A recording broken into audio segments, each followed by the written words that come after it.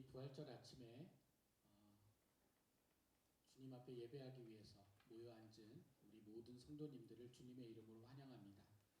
우리 부활주일 예배 드리기 전에 저희들 먼저 몇 가지 찬양 함께 드리면서 우리의 마음을 좀 준비하는 시간 갖도록 하겠습니다. 찬송가 165장 주님께 영광, 우리 힘차게 같이 찬양하시겠습니다. 찬송가 165장입니다.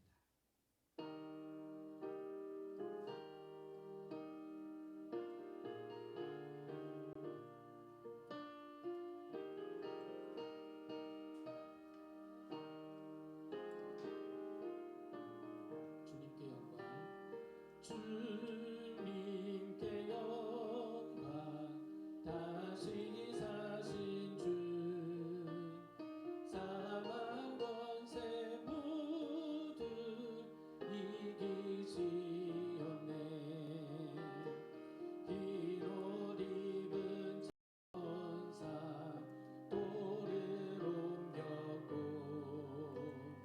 누우셨던 곳은 비어 있었네. 주님께 영광, 다시 사신 주, 사망 권세 모두 이기시었네. 부활의 주님, 부활의 주님 나타나시사 두려운 것 의심 물리치셨네. 주의 교회 기뻐 찬송하여라.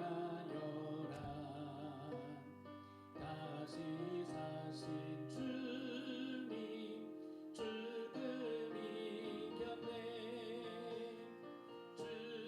주님께 영광, 다시 사신 주, 사망 권세 모두 이기시었네.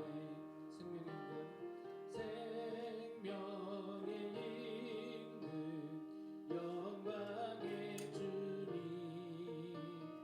주님 없는 삶은 헛될 뿐이라.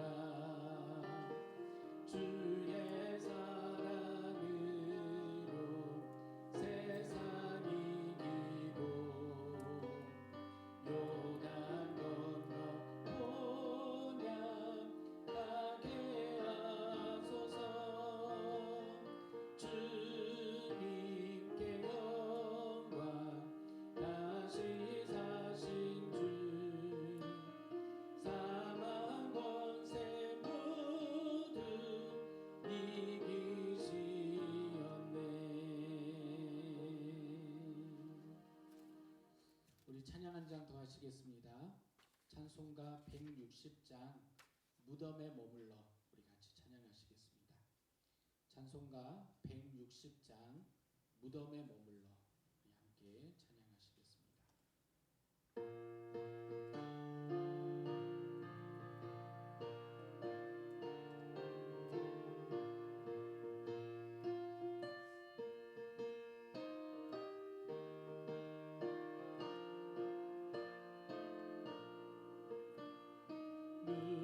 무덤에 머물러 예수 내 구주, 새벽 기다려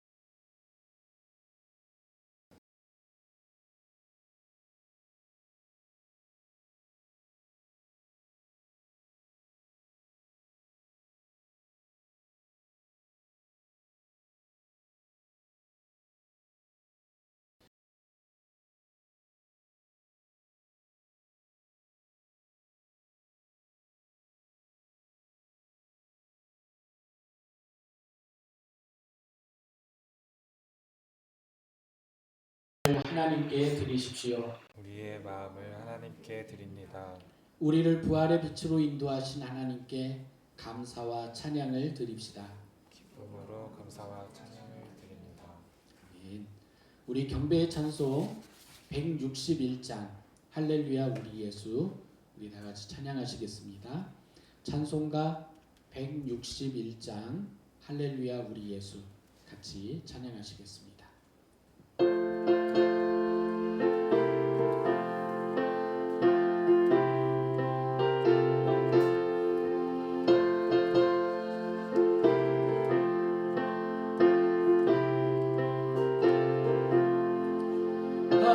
할렐루야 우리 예수 부활 승천하셨네. 세상 사람 찬양하니 천사와 답하도다. 그 주 예수 부활하사 사망 권세 이겼네. 그 주 예수 부활하사 사망 권세 이겼네. 할렐루야 우리 예수 왕의 왕이 되시고 우리들의 중보 되신 성령 증거하시네. 그 주 예수 부활하사 처음 열매 되셨네. 그 주 예수 부활하사 처음 열매 되셨네. 할렐루야 우리 예수 은과 티가 없도다. 무덤 속에 있는 죄인 주가 일으키시네. 그 주 예수 부활하사 영광 주로 오시네. 그 주 예수 부활하사 영광 주로 오시네.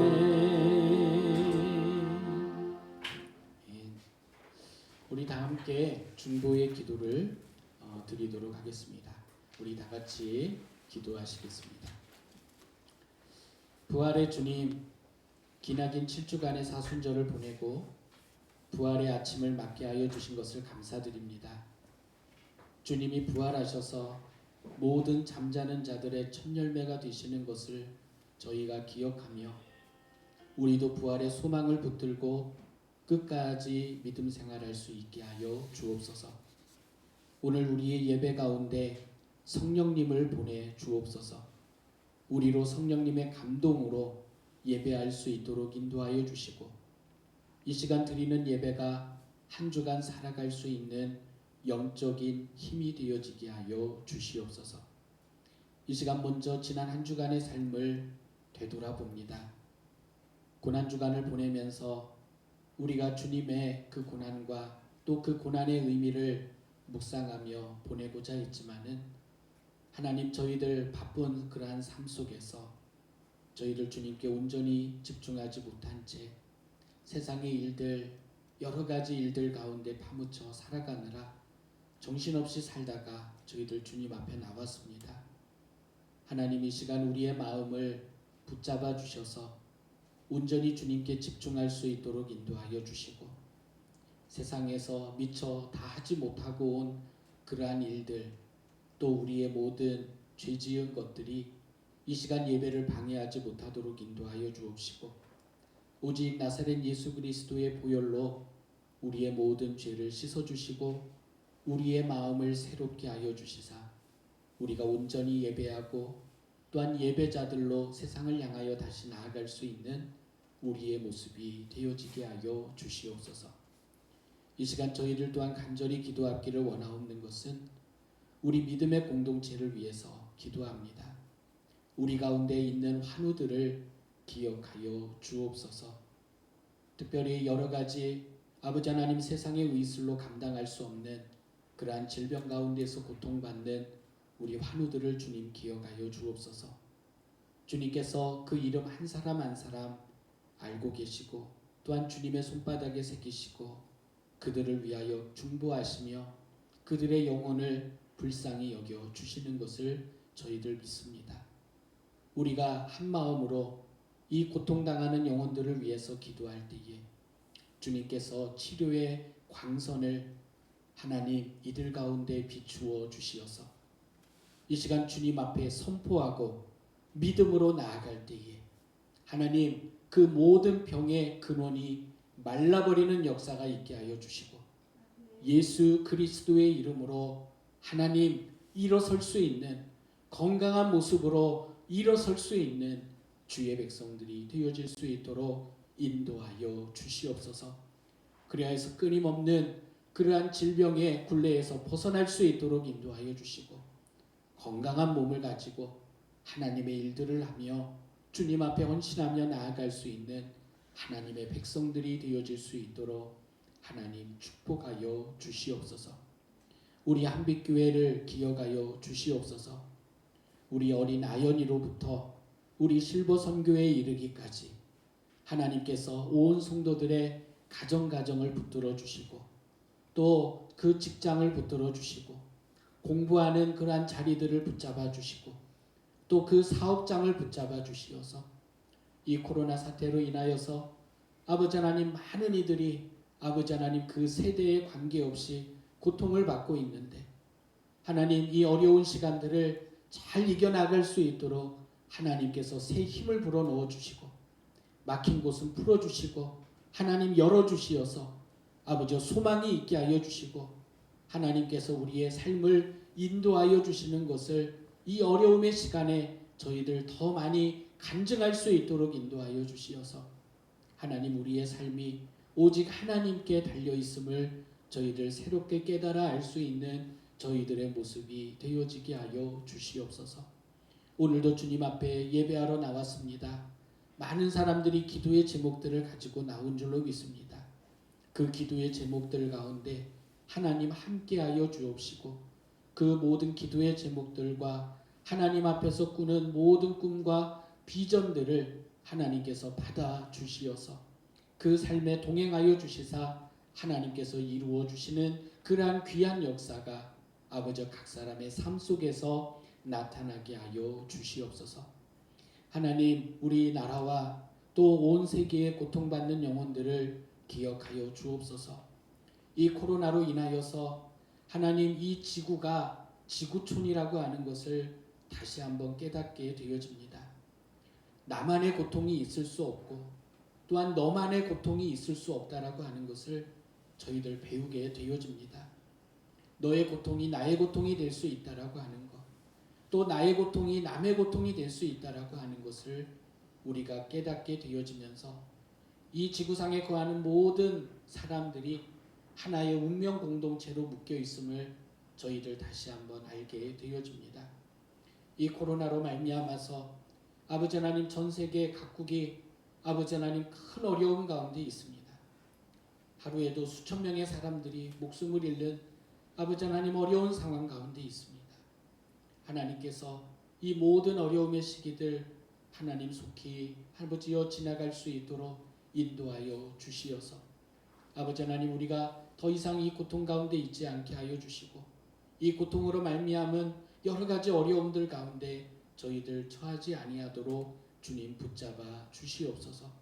고통받는 많은 영혼들을 위로하여 주시고 또 사랑하는 가족을 잃은 영혼들을 기억하여 주옵시고 주님의 크고도 넓으신 은혜가 또한 위로하심이 그들 가운데 있게 하여 주시옵소서.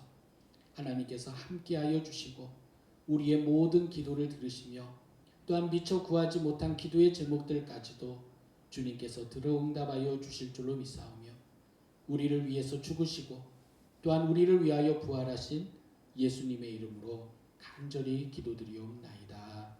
아멘. 살아계신 주 성령 내게 오소서. 살아계신 주 성령 내게 오소서.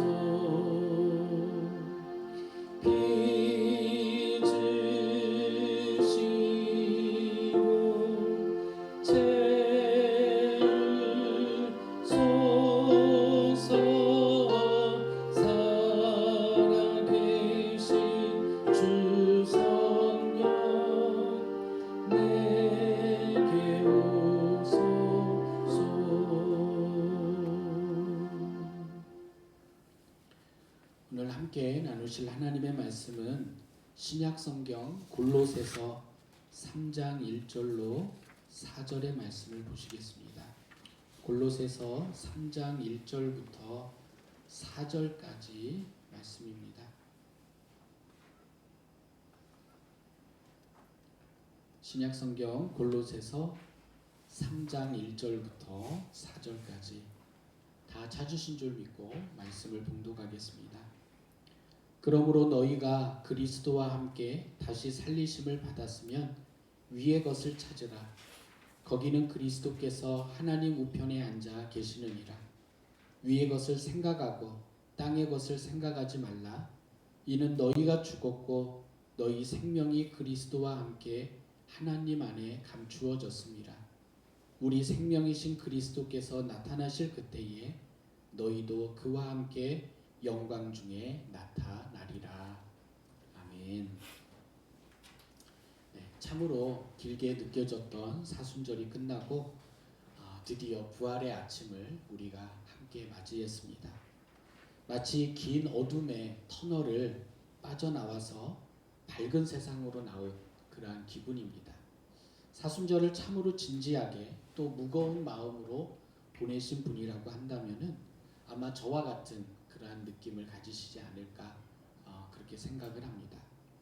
오늘 부활절을 맞이해서 성령님으로부터 오는 그러한 부활의 생명의 능력이 오늘 예배하는 그러한 모든 성도님과 또 그 가정들 위에 임하시기를 간절히 축원합니다.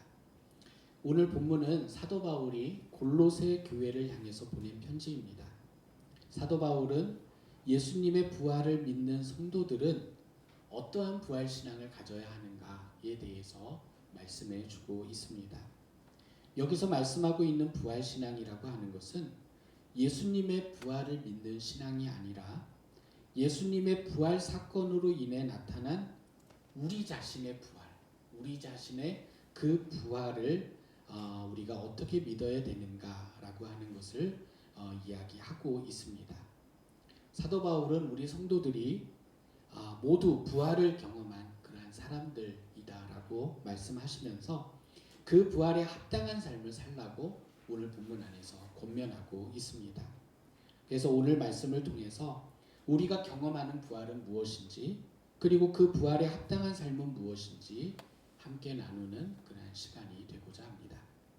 첫 번째로 보니까요. 사도 바울은 성도는 이미 부활을 경험한 사람들이다 라고 이렇게 말씀을 하고 있습니다. 여러분 우리가 읽은 본문 1절 상반절을 보시겠습니다. 그러므로 너희가 그리스도와 함께 다시 살리심을 받았으며 이랬습니다. 사도 바울은 골로새 교인들을 향해서 너희가 그리스도와 함께 다시 살리심을 받았다라고 이렇게 말씀하고 있습니다. 살리심을 받았다라는 이 말은 미래형이 아니라 과거형을 쓰고 있습니다. 그러니까 골로새 교인들이 다시 살리심을 받은 것은 과거에 일어난 일이다라고 이렇게 말씀을 하고 있는 것이죠.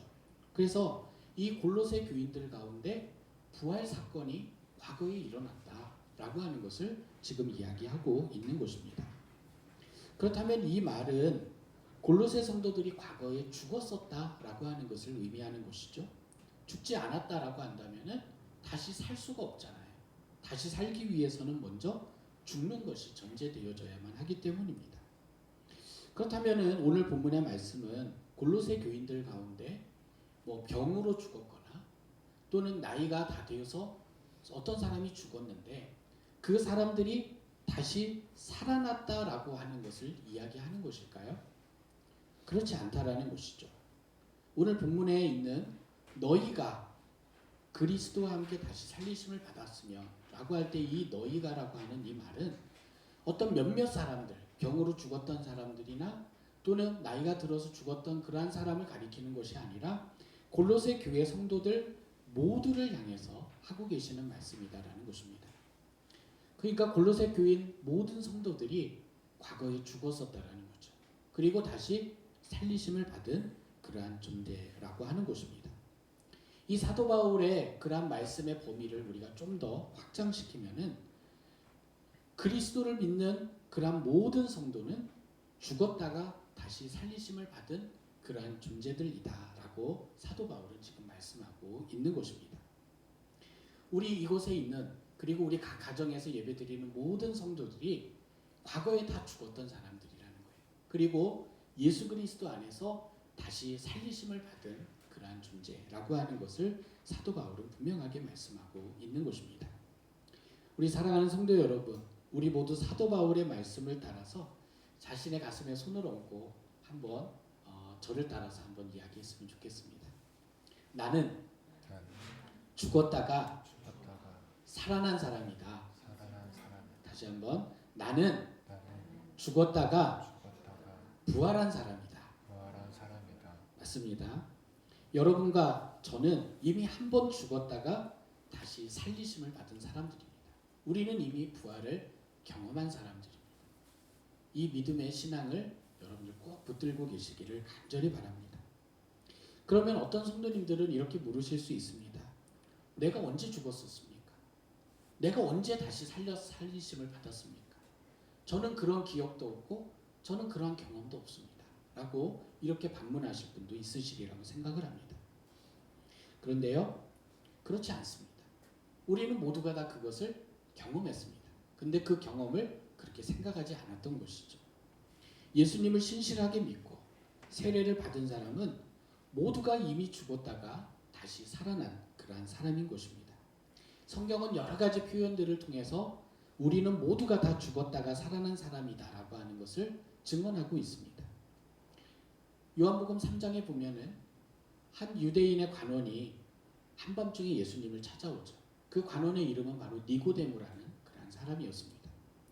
이 사람과 예수님이 대화하는 과정 가운데에서 예수님께서 니고데모에게 이렇게 말씀하십니다. 사람이 거듭나지 아니하면 하나님의 나라에 들어갈 수 없다.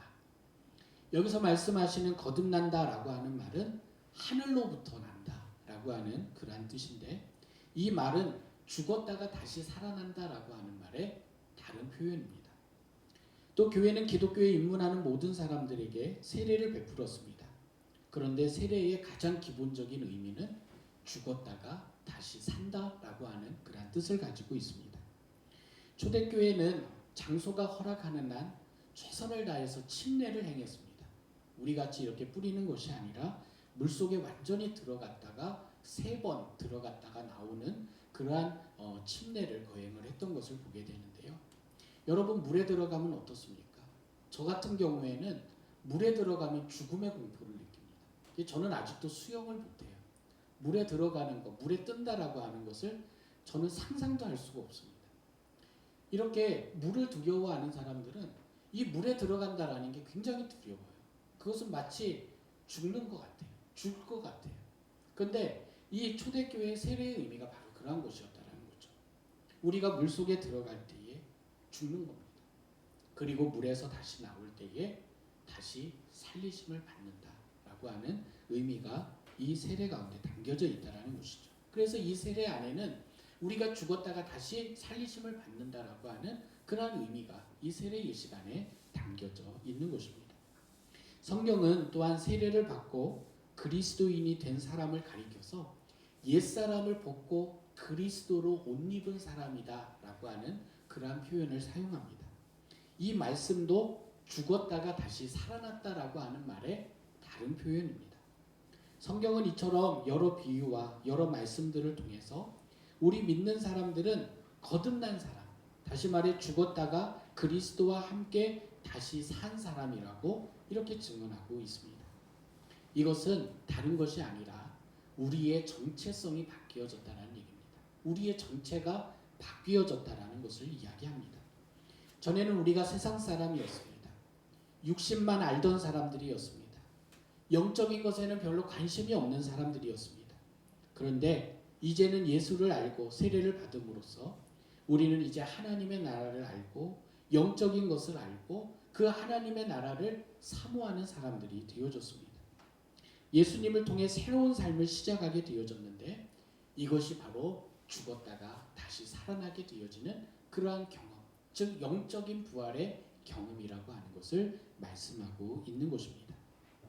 예수님의 제자들은 예수님이 잡히시던 그 순간부터 겁먹은 오합지졸의 모습이었습니다. 그 이전에는 자신의 부귀영달만을 꿈꾸던 그러한 사람들이었습니다. 자신들의 생명을 부지하기 위해 스승을 버리고 도망했습니다. 그를 모른다라고 부인했습니다. 그들이 원했던 것은 예수님을 통해 높은 자리에 오르는 것이었지 예수님과 함께 죽는 것이 아니었기 때문입니다. 예수를 위해서 죽을 명분을 그들은 찾을 수가 없었기 때문에 예수를 버릴 수 있었고 부인할 수 있었던 것이죠. 하지만 그들이 부활하신 주님을 만나게 되어졌을 때에 그들의 삶은 완전히 변화되었습니다. 부활하신 주님의 영이 그들 가운데 임재하셨을 때에 그들은 완전히 다른 사람이 되어졌습니다. 더 이상 주님을 모른다고 부인할 수 없게 된 것이죠. 부귀영달이 아니라 주님을 위해 고난받는 삶을 택하였습니다. 자신의 목숨을 위해 주님을 버리는 삶이 아니라 주님을 위해서 기꺼이 십자가형을 당하는 사람 또는 교수형을 당하는 그러한 사람들이 되었습니다. 이 사람들이 모두 거듭난 삶을 살았습니다. 영적인 부활의 삶을 살았습니다. 사랑하는 성도 여러분, 우리는 모두가 다 이렇게 거듭난 사람들, 영적인 부활을 경험한 그러한 사람들입니다. 예전과 같이 세상 중심, 물질 중심, 나 중심이 아니라 하나님 중심, 하나님 나라 중심, 또 예수님 중심의 삶을 우리가 살아가고 있기 때문입니다. 나의 삶, 나의 직장, 나의 재능 등등 이 모든 것들을 주를 위해서 사용하고자 하는 그러한 열망이 내 안에 있기 때문입니다. 그래서 우리는 이전과는 완전히 다른, 이전의 삶은 죽어버린 그러한 새로운 삶을, 부활의 삶을 우리가 살고 있는 것입니다.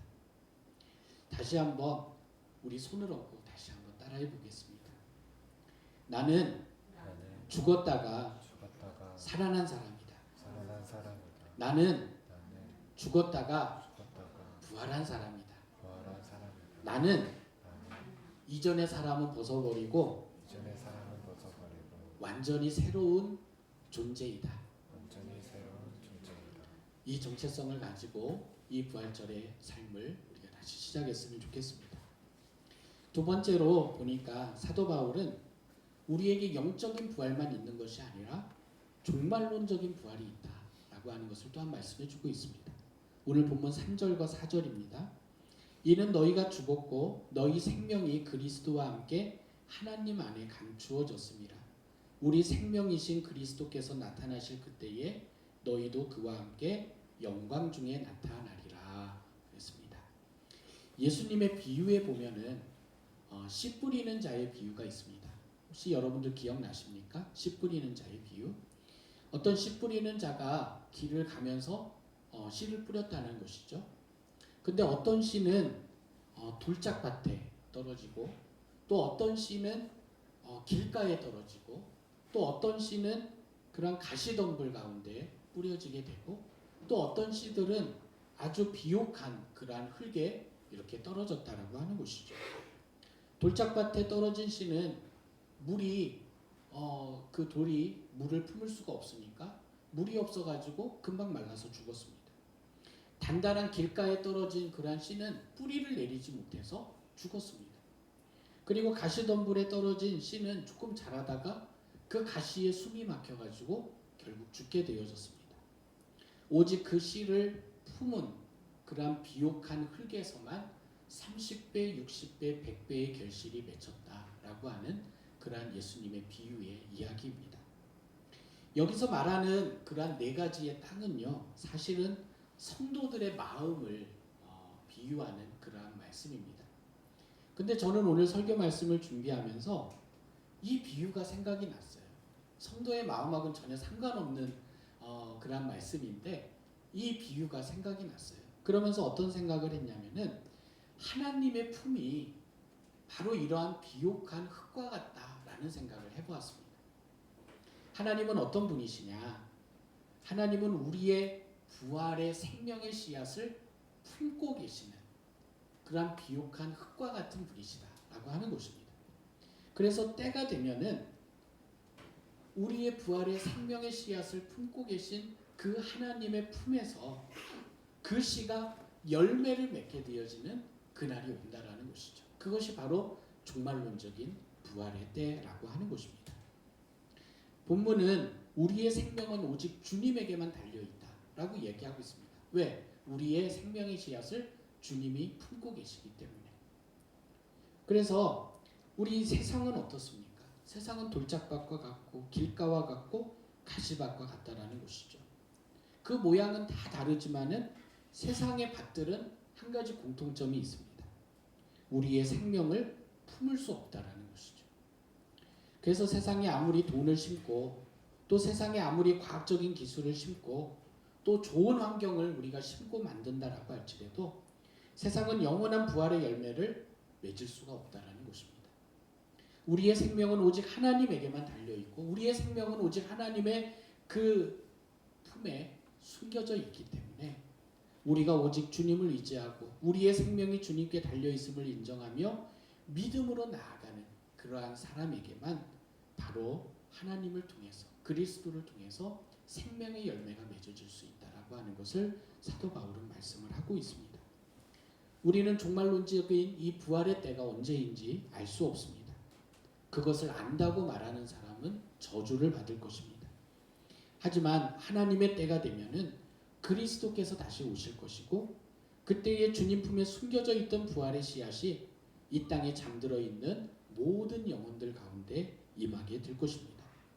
그러면 그때 우리는 모두 주님께서 그렇게 하셨듯이 무덤에서 일어나서 부활의 몸으로 깨어나게 될 것입니다.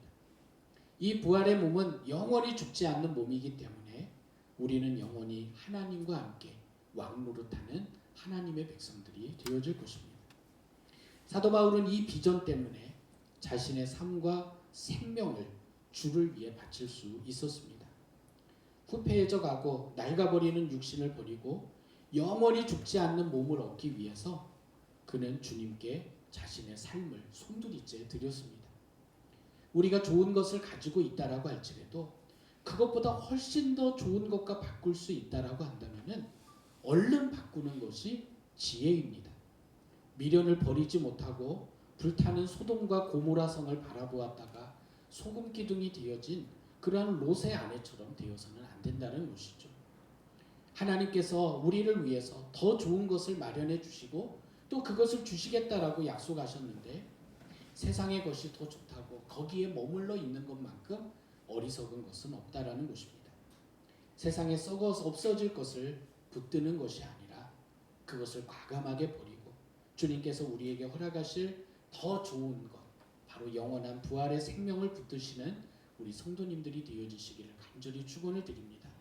그리고 그 종말의 부활을 붙들고 우리의 믿음의 생활을 끝까지 감당하실 수 있는 그러한 저와 여러분들이 되어주시기를 주님의 이름으로 축원을 드립니다. 마지막으로 보니까요, 사도 바울은 이처럼 부활을 경험하고 종말론적인 부활을 소망하는 사람들은 어떠한 삶을 살아야 하는가, 이것에 대해서 또한 말씀하고 있는 것을 보게 됩니다. 1절 중반부터 2절까지의 말씀을 보겠습니다. 다시 살리심을 받았으면 위의 것을 찾으라. 거기는 그리스도께서 하나님 우편에 앉아 계시느니라. 위의 것을 생각하고 땅의 것을 생각하지 말라. 아멘. 사도 바울은 여기서 두 가지의 상징적인 표현을 쓰고 있습니다. 위의 것과 바로 땅의 것이죠.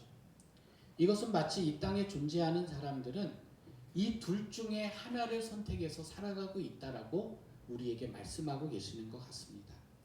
다시 말해서 세상에는 땅의 것을 찾고 땅의 것을 생각하며 살아가는 그러한 사람이 있고요.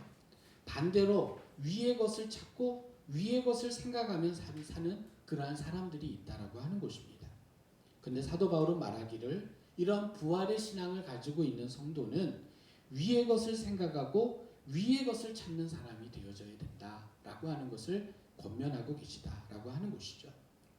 여기서 위의 것을 생각한다, 그리고 위의 것을 찾는다라고 하는 말이 반복해서 이렇게 나오는 것을 보게 되는데, 여기서 찾는다라는 말은 추구한다라고 하는 그런 뜻을 가지고 있습니다.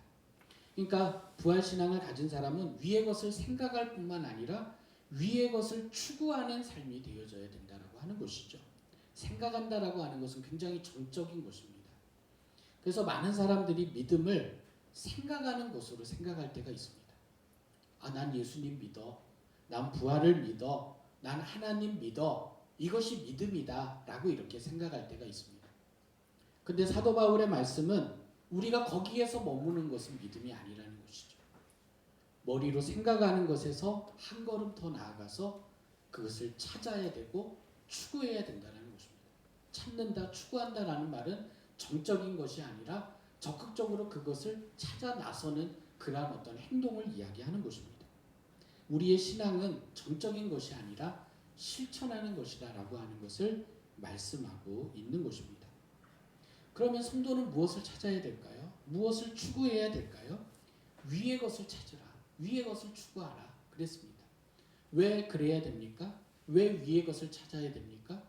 왜냐하면은 그 위에 하나님 우편에 앉아 계신 그리스도가 계시기 때문에 우리는 위의 것을 찾아야 된다라고 사도 바울은 말씀하고 있는 것입니다.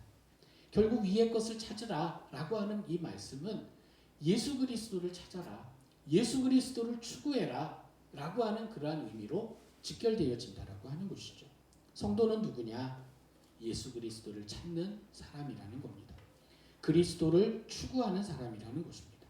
그리스도를 추구하는 사람은요, 예수 그리스도를 최상의 가치에 두는 그러한 사람을 가리키는 것입니다. 내가 그동안 소중하게 여겨왔던 모든 그러한 가치들을 정말로 다 내어버리고 정말로 예수님만이 나의 최고의 가치이십니다. 예수님만이 나의 삶의 목적이고 나의 삶의 이유이시고 나의 모든 가치관 위에 계시는 분이십니다. 라고 고백하는 것이 바로 위의 것을 찾는 그러한 사람의 모습이다 라고 하는 것입니다. 그런데 여러분 어떻습니까? 이것이 굉장히 어렵습니다. 내가 가장 소중하게, 내가 가장 위에 있다라고 생각해 왔던 것들을 버리고 그 자리를 예수님으로 대체하는 것은 정말로 쉽지가 않습니다. 기도 많이 한다고 되는 거 아닌 것 같아요. 기도 많이 하시는 분들도 가서 가만히 얘기를 해보면은 자기 가치관이 최고인 분들이 굉장히 많습니다. 제자 훈련 많이 했다라고 그래서 바뀌는 것도 아닌 것 같아요. 그런 사람들도 가만히 가서 보면은 자기가 최고인 사람들이 많습니다. 아마 저도 마찬가지일 거예요. 아마 여러분들도 그렇게 변하지 않는 그 무언가가 있으리라고 생각을 합니다. 그래서 우리의 가지고 있는 그런 가치관들은 얼마나 강력한지요. 예수님의 말씀을 아무리 들이대고 예수님은 이렇게 말씀하셨다, 이것을 원하신다라고 아무리 이야기를 해도 바뀌지 않는 것이 바로 우리의 성향의 모습이다라고 하는 것이죠. 그런데 부활신앙을 가진 성도는 예수 그리스도를 통해서 자신의 가치관을 바꿔야 된다는 것입니다. 주님이 가장 가치 있게 여기는 것을 나의 최상의 가치로 삼아야 된다라고 하는 것입니다. 이것이 바로 우리 성도들, 부활의 신앙을 가진 성도들이 나아가야 될, 또 바라봐야 될, 또한 추구해야 될 그러한 삶의 방향이다라고 하는 것이죠. 이러한 사람의 가장 대표적인 예를 들자면은 저는 당연히 사도 바울을 이야기할 수밖에 없다라고 생각을 합니다. 어쩌면 사도 바울은 자신이 그러한 삶을 살았기 때문에 성도들에게 그러한 삶을 살라고 요구하고 계신지도 모르겠습니다. 예수 만나기 전 사도 바울이 가지고 있었던 최상의 가치는 무엇이었습니까? 바로 율법이었습니다. 율법을 배우고 율법을 가르치고 율법을 실천하는 것, 이것이 사도 바울의 모든 것이었습니다. 그래서 그는 그 율법을 위해서 예수 믿는 사람들을 잡아다가 죽이는 일에도 앞장섰던 그러한 사람이었죠. 그 율법을 위해서 그 율법을 거스르는 사람들은 가차없이 정죄하고 심판하고 하는 그러한 일들을 서슴지 않고 했던 그러한 사람이었습니다. 근데 그랬던 그가 다메섹 도상에서 주님을 만났을 때에 그의 최고의 가치였던 이 율법은 배설물이 되어져 버렸습니다. 사도 바울은 그렇게 표현하고 있어요. 내가 이 모든 것을 다 배설물로 여긴다라고 그가 표현을 하고 있습니다. 예수님의 최고의 가치는 생명을 구하는 것이었습니다. 바울은 예수님의 가치를 이루어 드리기 위해서 일생을 이방인을 위한 선교사로 그가 살았습니다. 생명의 복음을 전하기 위해 율법도 내려놓았습니다. 수많은 매를 맞고 강도를 만나고 파선해서 죽을 고비를 여러 번 넘겼지만은 그는 예수님이 주신 가치를 위해서 일생 일했습니다. 이것이 바로 부활신앙을 가진 그러한 사람의 모습이다라고 하는 것입니다. 위의 것과 땅의 것을 가르는 기준은 그러므로 예수 그리스도이셔야만 합니다. 어떤 사람들은 위의 것은 영적인 것을 이야기하는 것이다. 땅의 것은 물질적인 것을 이야기하는 것이다. 이렇게 쉽게 편가르기를 하는 그러한 사람들이 있습니다. 하지만 영적인 것이든 물질적인 것이든 그것이 주님의 뜻을 위해서 사용된다라고 한다면 그것은 위의 것이 될 수 있습니다. 하지만 아무리 영적인 것이다라고 할지라도 그것이 주님의 뜻에 합당하지 않다라고 한다면 그것은 땅의 것이 되어질 수밖에 없습니다. 그러므로 우리는 우리의 물질도 우리의 직장도 세상에서 맺는 수많은 인간관계들도 다 위의 것으로 만들 수 있다라고 하는 것을 우리는 꼭 기억해야만 하겠습니다. 우리에게 주신 물질을 나만을 위해서 사용한다라고 한다면, 나의 뜻만을 이루기 위해서 사용한다면 그것은 땅의 것이 되겠죠.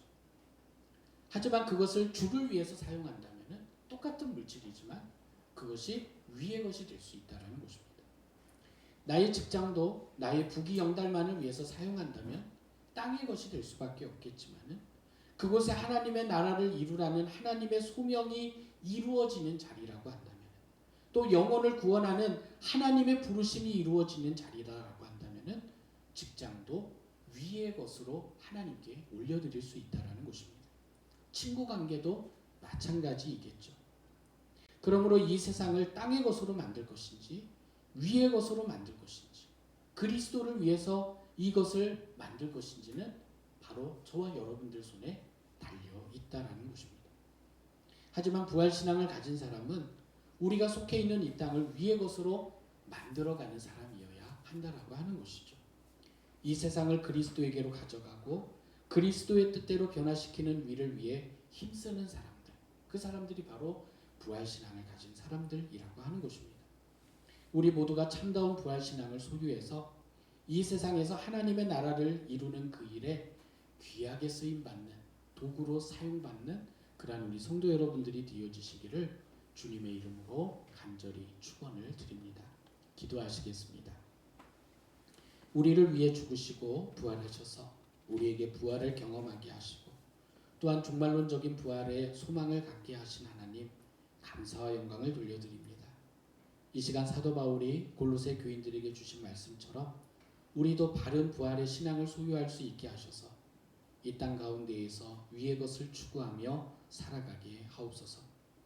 이 시간 성령께서 우리 가운데 임재하셔서 그리스도를 저희의 최고로 가치 있는 분으로 영접할 수 있게 하여 주시고 주님의 마음과 뜻이 우리의 마음과 뜻이 되는 역사가 있게 하여 주옵소서. 그래서 이 세상에서 우리가 하나님의 나라를 이루는 그 일에 귀한 도구로 쓰여지게 하여 주옵소서. 우리에게 부활을 허락하시고 또한 부활 신앙 가운데 살게 하여 주신 우리 주님 예수 그리스도의 이름으로 간절히 기도드립니다. 아멘. 우리 다 같이 신앙 고백 하시겠습니다. 전능하사 천지를 만드신 하나님 아버지를 내가 믿사오며 그 외아들 우리 주 예수 그리스도를 믿사오니 이는 성령으로 잉태하사 동정녀 마리아에게 나시고 본디오 빌라도에게 고난을 받으사 십자가에 못 박혀 죽으시고 장사한 지 사흘 만에 죽은 자 가운데서 다시 살아나시며 하늘에 오르사 전능하신 하나님 편에 앉아 계시다가 저리로서 산자와 죽은 자를 심판하러 오시리라. 성령을 믿사오며 거룩한 공예와 성도가 서로 교통하는 것과 죄를 사하여 주시는 것과 몸이 다시 사는 것과 영원히 사는 것을 믿사옵나이다. 아멘. 우리 이 시간 함께 봉헌하실 때에 찬송가 50장 1절 내게 있는 모든 것을 우리 같이 부르시면서 봉헌의 시간 갖도록 하겠습니다. 우리 김예림 선생님 봉헌 좀 도와주시면 좋겠습니다.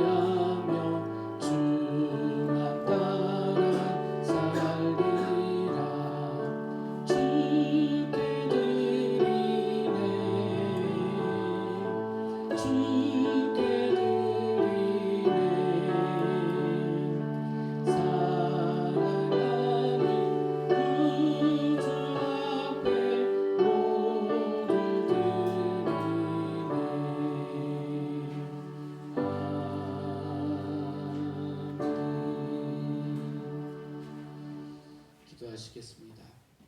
주님, 큰 기쁨과 감격 속에서 부활하신 주님을 찬양하게 하시니 감사합니다. 부활하신 주님을 묵상하면서 우리가 어찌 살아야 할지를 깨닫습니다. 주님이 그러하셨던 것처럼 땅의 것이 아닌 위의 것을 추구하며 살기를 원합니다. 우리의 힘으로는 할 수 없지만 주님 의지하며 그 생명의 길을 가게 하여 주옵소서. 이 시간 감사의 마음으로 드리는 우리의 예물을 받아 주옵소서. 드려진 예물이 죽음과 어둠의 세상에 생명과 빛을 전하는 도구가 되어지게 하시고 예물이 쓰이는 곳마다 생명이 되살아나는 일이 일어나게 하옵소서. 특별히 오늘 드린 주님의 백성들의 모든 손길마다 주님 복을 나리워 주옵소서. 이들의 가정, 직장, 사업장, 공부하는 자리가 주님의 영광을 위한 자리가 되게 하옵소서. 주님의 소명을 이루는 일에 부족함이 없도록 채워주셔서 우리의 삶의 자리가 넉넉하게 하여 주시고 주님 주신 것으로 나눔의 삶을 살게 하여 주옵소서. 경제적으로 많은 어려움 가운데 있는 사업장들을 기억하여 주시사 그 길을 열어주셔서 일할 수 있는 기쁨을 주옵소서. 병들어 힘든 시간을 보내는 이들을 기억하여 주시사 부활의 기쁨이 그들 가운데 충만하여서 부활의 능력으로 일어서게 하여 주옵소서. 우리 주님 예수 그리스도의 이름으로 감사드리며 기도드리옵나이다. 아멘.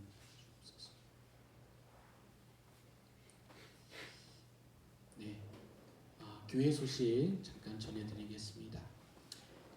주님의 놀라우신 은혜와 평강이 이곳에 있는 성도님들과 또한 각 가정에서 예배드리는 모든 성도님들 모두와 함께 하시기를 축원합니다.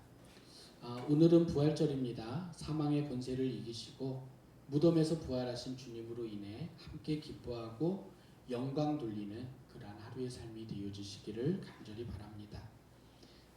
지난번에 광고 드린 것처럼 각 가정에서 삶으신 부활란을 예쁘게 장식해서 인증샷을 보내주신 가정에는 제가 할 수 있는 한도 내에서 작은 선물을 보내드리겠습니다. 여러분들 많이 기쁨으로 참여해 주시면 감사하겠습니다. 이번 주부터 수요 예배와 새벽 예배를 카카오톡의 라이브 톡으로 진행을 하려고 합니다. 함께 참여하실 분들은 저에게 개인적으로 말씀을 해 주시기를 부탁을 드립니다. 수요 예배는 오후 8시, 또 새벽 예배는 오후 6시에 진행이 되어집니다. 주일 영상 예배를 별도의 공지가 있을 때까지 연장을 합니다.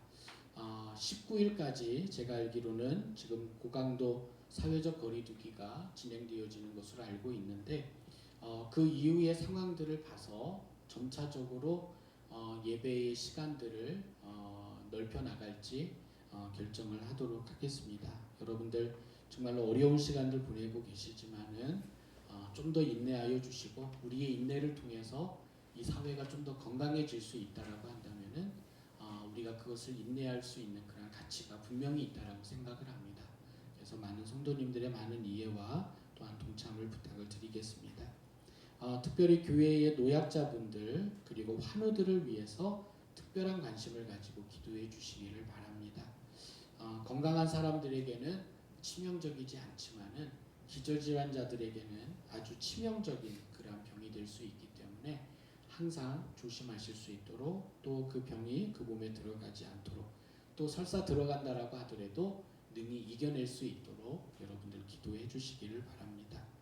특별히 우여정 교우님이 이제 항암 치료 가운데 있습니다. 이제 두 번째 항암 치료를 마치고 있는데 이 한 달 동안 하나님께서 함께하여 주셔서 아무런 부작용 없이 이 두 번째 항암도 건강하게 잘 마무리할 수 있도록 여러분들 기도해 주시고 항암이 문제가 아니라 그 항암을 통해서 그 모든 암세포가 완전히 제거될 수 있도록 위에서 함께 기도해 주시기를 부탁을 드리겠습니다. 교회 내 노후된 악기 교체를 위한 장기 프로젝트가 진행 가운데 있습니다. 여러분들 많은 참여를 부탁을 드리고요. 또 우리가 두 곳의 선교사님들과 두 곳의 작은 교회를 선교하고 있는데 여러분들이 드리시는 그런 헌금이 이분들을 위해서 사용이 되어집니다. 사실 오병이어과 선교헌금이 함께 선교비로 나가고 있는데 저희들이 오병이어를 모이지 못하다 보니까 이 선교헌금이 사실은 좀 많이 부족한 그런 상황 가운데 있습니다. 지금 저희 교회뿐 아니라 많은 교회들이 헌금이 많이 줄다 보니까 제일 어려움을 당하는 교회들이 바로 이렇게 후원을 받아서 선교를 하고 또한 교회를 운영하는 그러한 교회들이 제일 어려운 상황 가운데 있는 것 같습니다. 우리가 이럴 때일수록 더욱더 힘을 모으고 마음을 모아서 헌금을 해주시면은 또한 우리가 후원하는 그런 분들도 많은 힘을 얻게 되어지리라고 생각을 합니다. 많은 분들의 참여를 부탁을 드립니다. 또한 교회 재정을 유지하는 일과 선교회 사역을 지속적으로 감당하기 위해서 헌금을 계좌 이체로 보내주시기를 바랍니다. 그 상황들은 가지고 계신 주보의 내용을 읽어보시면 되겠습니다. 그리고 가정에 애경사가 있으신 그러한 분들은 저에게나 혹은 애경사부 부장님이신 신근숙 권사님에게 여러분들 꼭 연락을 주셔서 함께 기쁨도 나누고 또한 함께 슬픔도 나눌 수 있도록 그렇게 해주시기를 부탁을 드리겠습니다. 네, 특별히 다른 광고 없으시면은 그리고 한 가지 어제 우리 권사님 또 권사님들 또 우리 집사님들 또 우리 어린이들까지 교회 와서 부활절 맞이 청소를 하고 가셨습니다. 어제 참여해 주신 모든 분들께 다시 한번 감사를 드리고 또 이렇게 예쁜 부활란도 예쁘게 삶아놓고 장식해놓고 가셨습니다. 얼마나 감사한지 알 수가 없습니다. 우리 모두도 함께 또 참여할 수 있는 그런 시간들이 속히 왔으면 좋겠습니다.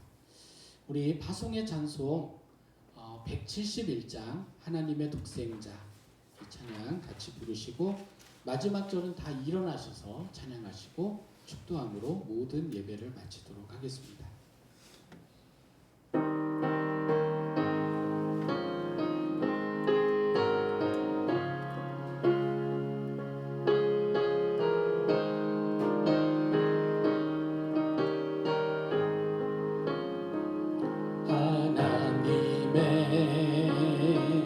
독생자 예수 날 위하여